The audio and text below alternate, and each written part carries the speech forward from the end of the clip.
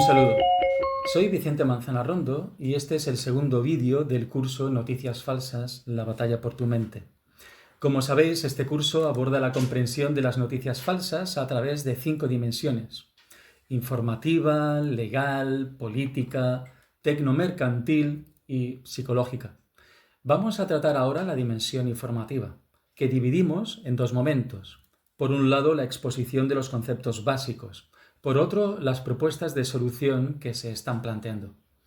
Nos dedicaremos ahora a los conceptos básicos, dentro de los cuales vamos a abordar 2 contenidos. Por un lado, definiremos qué vamos a entender por noticias falsas. En ello va a ser fundamental el par verdad y mentira, lo que a su vez aconseja entrar en cómo las personas nos entendemos con la realidad a través de procesos de mediación. Vamos entonces al primer punto. ¿Qué es una noticia falsa? Aquí tenemos un botón de muestra sobre parte de los términos que se están utilizando para tratar lo que nos preocupa. Es decir, cómo se están construyendo imágenes de la realidad que son poco o nada reales, llevándonos a tomar decisiones desafortunadas. Esto es un vídeo y puedes pararlo cuando quieras para leer los términos y después realizar una búsqueda que te lleve a encontrar sus definiciones. Yo voy a mencionar solo 3 de estas unidades. La expresión noticias falsas triunfa especialmente por la razón de que es el resultado de traducir la expresión inglesa fake news. Ya sabemos que vivimos en una época de dominación cultural que cuenta como una de sus facetas con la dominación lingüística.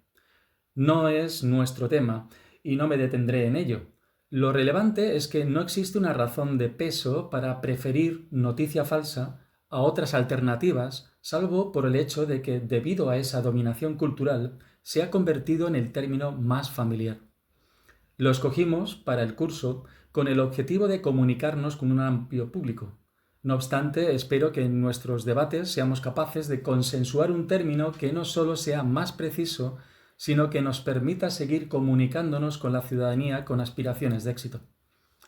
En español existe la expresión bulo, que cuenta con la ventaja de que en su definición ya está incluida la característica de la intención, de que eso que llamamos noticias falsas tiene lugar porque mediante ellas se está persiguiendo un fin. No obstante, su utilización no puede competir con la anterior. Especialmente desde el mundo periodístico se está impulsando el término desinformación.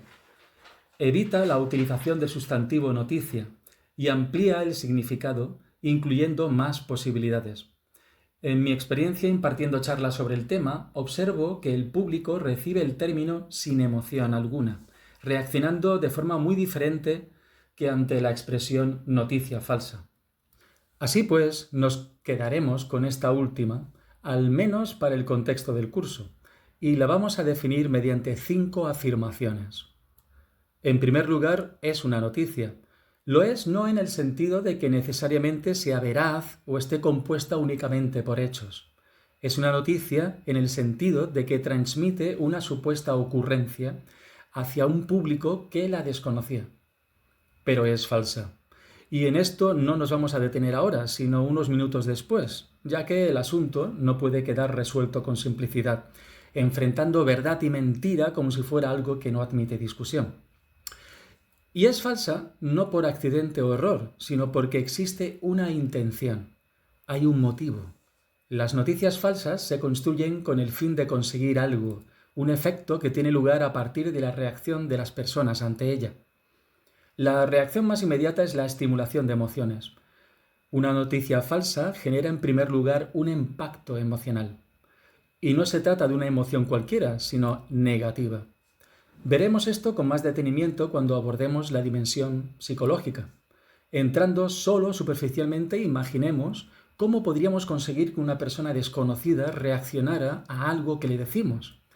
Imagina, por ejemplo, que estás en una estación de tren y tienes 2 misiones. En ambas debes conseguir que una persona desconocida reaccione claramente a una frase que le dices. En la misión A, la frase ha de conseguir que la persona muestre una emoción positiva, como una clara alegría, amor o satisfacción. En la misión B, debes conseguir con otra persona distinta, que la frase la indigne, genere temor, odio o cualquier otra emoción negativa. Si lo imaginas, verás que es más sencillo garantizar una reacción emocional negativa que positiva. Observemos más despacio cómo actúa el mecanismo. La noticia falsa tiene una intención, o no la noticia falsa, sino la fuente, la persona o la organización que la genera tiene una intención. Esa intención es la de generar que la conducta de quien la recibe varíe en algún sentido, es decir, que haga algo, que tome una decisión. Pero afectar a la conducta de tal modo que la persona receptora tome decisiones es un asunto muy difícil. Quizá podamos conseguir que alguien se siente obligándole físicamente a hacerlo, pero si el objetivo es que tome la decisión de sentarse y que lo haga voluntariamente, necesitaremos entonces un mecanismo que lo consiga. Ese mecanismo es la emoción.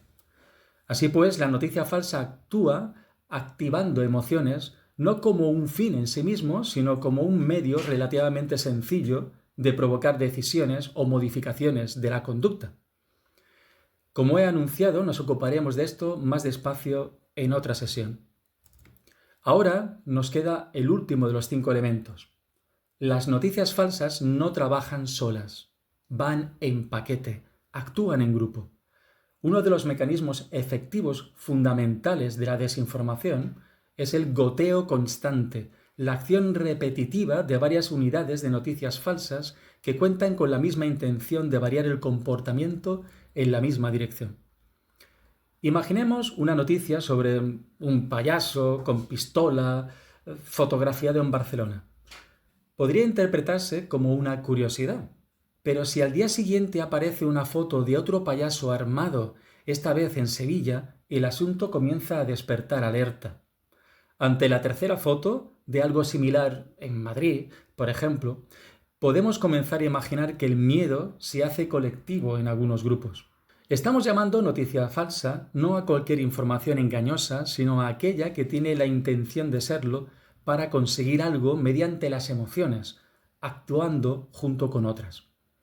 ¿Es posible encontrar noticias falsas sin intención? Es decir, que surjan por accidente. Sí, lo es, pero no es lo que nos preocupa. ¿Son posibles las que no generan reacciones negativas o incluso generan positivas? Sí, son posibles, pero no es lo que nos preocupa. ¿Es posible la noticia falsa aislada que no se encuentra inserta en un goteo, en nada? Sí, lo es, pero no es lo que nos preocupa. El fenómeno preocupante es el que está definido aquí, ante el que estamos utilizando la expresión de noticia falsa.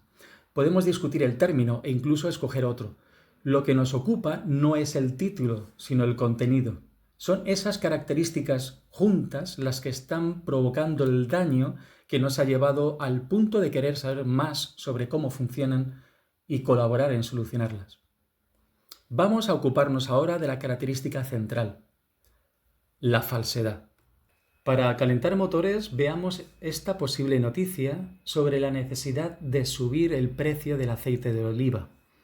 Como se puede deducir de la contemplación de esta bonita playa cordobesa, es del todo necesario subir el precio del aceite de oliva. Muy posiblemente, lo primero que llama la atención es que no se ve ninguna playa. Es un rectángulo negro. Ante él, lo esperable sería afirmar que no se ve nada en su interior. Se trata de un conocimiento básico que poseemos supuestamente todo el mundo. Si pudiéramos ver algo y fuera precisamente una playa, sabemos que no es de Córdoba, pues es una ciudad que no se encuentra en la costa. Ninguna de las ciudades del mundo que se llaman Córdoba tiene playa. Se trata de un conocimiento específico que me permite identificar una mentira. Sin conocimiento específico y sin ningún tipo de apoyo, quizá podríamos asumir afirmaciones que no son ciertas. Por ejemplo, esta foto se ha utilizado para denunciar un proyecto conspiratorio que afecta al clima y que provocó las inundaciones de la Dana en Valencia desde final de octubre de 2024. Otro conocimiento es el lógico, gracias al cual vemos que la afirmación tiene un antecedente y un consecuente, pero no existe relación entre ambos. No parece que de la contemplación de una playa hermosa se deduzca directa y lógicamente que haya que subir el aceite de oliva. Lo que sí tiene esta noticia es una apariencia argumentativa. Si eliminamos de ella los contenidos específicos, la estructura del texto parece lógica. Como se puede deducir de A, es necesario B.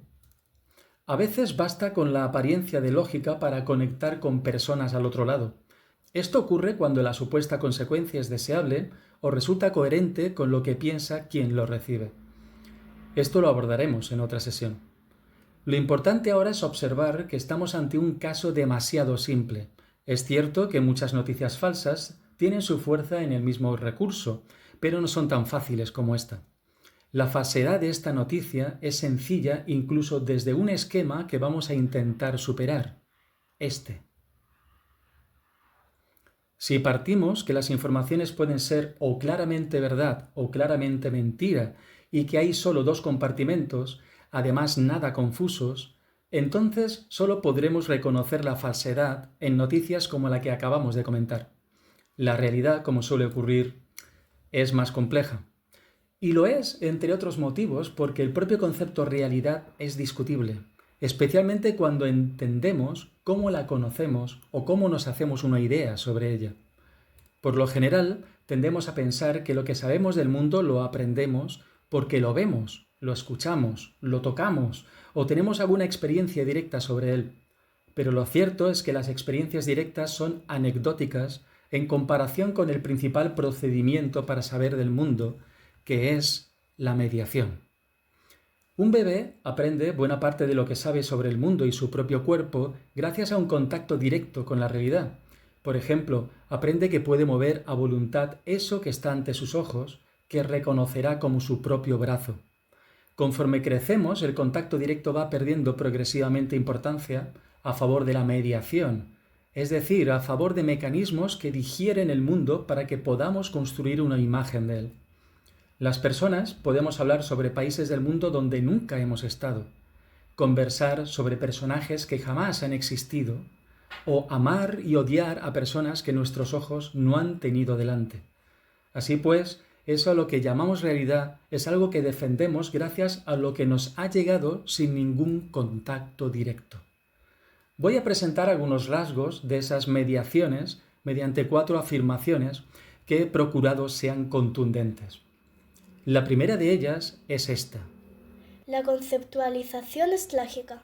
Una de las características fundamentales que nos hacen personas es la comunicación. Y nos comunicamos mediante unidades de significado que llamamos conceptos. Si pensamos un poco sobre ello, llegaremos a la conclusión de que los conceptos son construcciones sociales. Acotamos o damos forma a significados y les ponemos nombres. Si no lo hiciéramos, no solo no podríamos comunicar, sino que no seríamos capaces de pensar como pensamos. La potencia y necesidad de los conceptos son también su principal debilidad, pues damos forma a los significados de un modo como podríamos hacerlo de otro, y no hay solución. Fijémonos, por ejemplo, en las constelaciones o los signos del zodíaco. A mí no se me ocurrirían esos nombres. Yo no organizaría el gigantesco caos del cielo nocturno agrupando las estrellas de ese modo. No hablaría de Osa Mayor, o de Escorpio, o de Casiopea, o de Acuario. Tampoco solemos ver las mismas figuras en las nubes, aunque esta imagen intenta ser una exageración. La realidad no está formada por conceptos. Los conceptos son los medios que utilizamos para pensar y comunicarnos. La segunda afirmación es que la selección es imprescindible. Somos 8.000 millones de personas en el mundo que no paramos. Cada una de nosotras podría ser motivo de una serie televisiva con varias temporadas. ¿Podrías ver 8.000 millones de series? Y añade a ello que no todo lo humano está reducido al individuo. Y añade además el derecho de la naturaleza a manifestarse. Por poco que pensemos, la conclusión es clara. Es imposible saber todo lo que está pasando. En otras palabras, la comunicación exige seleccionar, y la selección siempre es un acto trascendente. En esta recreación imaginada, la imagen que otras personas tendrán de este barrio va a depender mucho de qué parte de su complejidad seleccionemos para contar qué está pasando. No se trata de mentir o de decir la verdad. Vamos a tender a fijarnos en unos aspectos más que en otros y a comunicar parte de lo que ocurre porque comunicarlo todo es imposible. La tercera afirmación es que el enfoque es inevitable. en varias ocasiones llevo imágenes como esta a institutos, donde ponemos en marcha talleres para aprender a interpretar las noticias en los medios de comunicación. Parece una imagen simple. A pesar de ello, no importa cuántas chicas y chicos participen en el taller, nunca coinciden en describir la imagen del mismo modo. No hay dos descripciones iguales. Y nadie miente. Cada cual escribe lo que está viendo en la pantalla. Observemos esta famosa escena de la también famosa saga de Indiana Jones.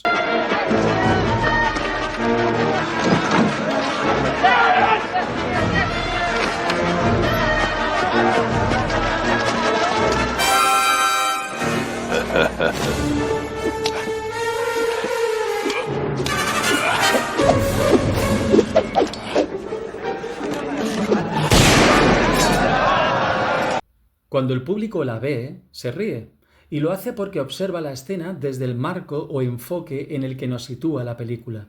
¿Qué ocurriría si utilizáramos otro enfoque? Imaginemos, por ejemplo, que este personaje se llama Yasir al-Mansur, o Paco para los amigos. Es el director de una modesta oficina de correos en el municipio. Todo el vecindario le quiere y admira, yendo a él para pedirle consejos sobre todo tipo de asuntos. Tiene un hijo, Khalid al-Mansur. Khalid quiere ser también director de correos. Para él, su padre es lo mejor que le ha pasado en la vida. Es su ejemplo, su guía, su héroe, su protector. El vecindario avisa a Yasir que un forastero anda destrozándolo todo por el barrio y le piden que lo solucione, que le dé un escarmiento para que no vuelva más. Así que Yasir toma la espada que usa para las representaciones en la feria del municipio y sale al encuentro del alborotador. Imaginaos la angustia de su hijo, el estupor del vecindario, el luto indefinido de todo el municipio. Indiana no tenía ganas de jugar, saca su pistola, mata al desconocido y el público se ríe. Sin embargo, al cambiar el enfoque, el mundo es otro. La última información es que la opinión es irresistible. Incluso cuando estamos argumentando racionalmente o creemos estar haciéndolo, nuestro discurso está lleno de valores, puntos de vista, referencias emocionales, opiniones, preferencias. Lo hacemos siempre. Pensemos, por ejemplo, en esta afirmación, sensata, que no llamaría la atención a nadie. Si va a llover, es preferible que salgas a la calle con un paraguas. Puede parecer un asunto de veracidad, pero no deja de ser una opinión. Sin que las preferencias sean aún muy evidentes, alguien podría objetar: a veces el paraguas es inservible en la práctica. Y quizá no discutamos a esta persona, porque lo hemos podido experimentar en la práctica. Pero aún alguien podría añadir: pues a mí me gusta sentir la lluvia sobre mí. Si tomamos una imagen al azar y le pedimos a un público que ensaye titulares de periódico o pies de foto, nos podríamos encontrar con algo como esto.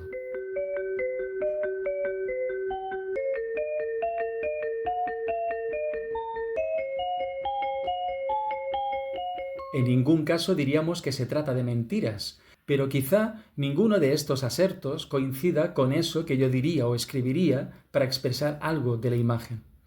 En definitiva, las personas no tenemos contacto directo con la realidad, sino que construimos realidad a partir de los mecanismos que necesitamos para entender lo que nos rodea. Lo hacemos dando forma a conceptos, seleccionando, enfocando y vertiendo preferencias y valores. Así pues, si bien los conceptos de verdad y mentira tienen sentido, son construcciones sociales útiles. No tenemos que tomarlos como las dos únicas categorías relevantes para interpretar nuestra imagen del mundo, y mucho menos ceñirnos exclusivamente a ello como las gafas que nos van a permitir identificar noticias falsas. Muy bien, hasta aquí este vídeo, esta unidad de aprendizaje. Nos veremos en la siguiente, en la que vamos a abordar qué soluciones se están planteando desde la esfera o dimensión de lo informativo para hacer frente a las noticias falsas. Nos vemos.